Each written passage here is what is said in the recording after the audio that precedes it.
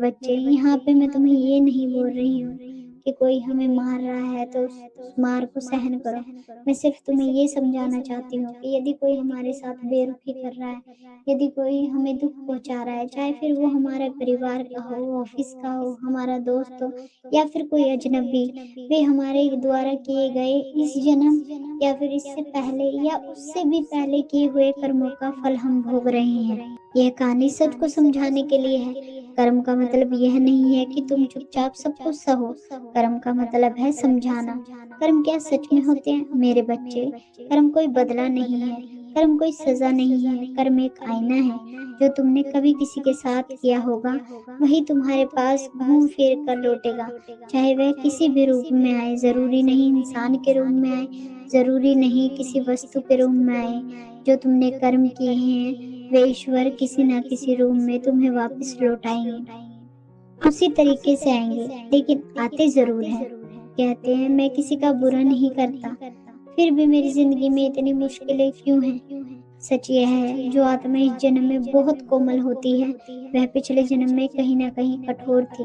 पिछले जन्म में उसने किसी न किसी के साथ बुरा किया था, तब जाके उसे इस जन्म में उसका फल मिल रहा है, जिस वजह से उसकी आत्मा थक चुकी है।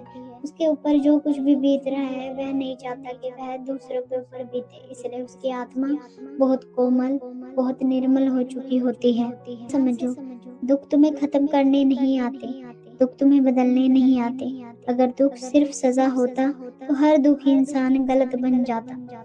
लेकिन तुम देखोगे सबसे ज्यादा दयालु लोग अक्सर सबसे ज्यादा टूटे हुए होते हैं, क्योंकि वे कर्मों को भोगते हुए भी अधर्म नहीं चुनते।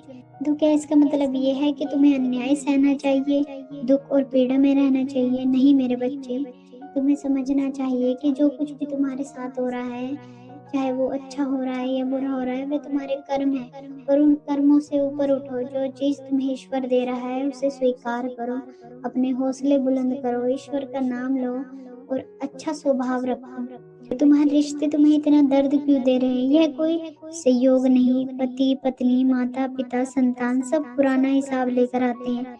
कुछ रिश्ते सुकून देते हैं, कुछ रिश्ते हिसाब बराबर करने आते हैं। इतना तोड़ते हैं कि तुम भीतर से जाग जाओ। अगर आज तुम बहुत ज्यादा थके हो, अगर आज तुम्हारा मन कहता है अब और नहीं, तो जान लो तुम कमजोर नहीं हो। तुम उस मोड़ पर हो जहां आत्मा पुराने बोझ उतार रही है।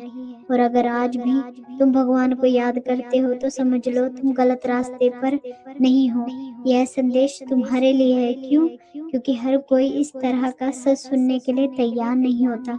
यह संदेश उन्हीं तक पहुंचता है जो भीतर से कुछ महसूस कर रहे हैं, जो रात में चुपचाप रोते हैं, जो दिन में मजबूत दिखते हैं और जो आज भी माँ काली को याद करते हैं।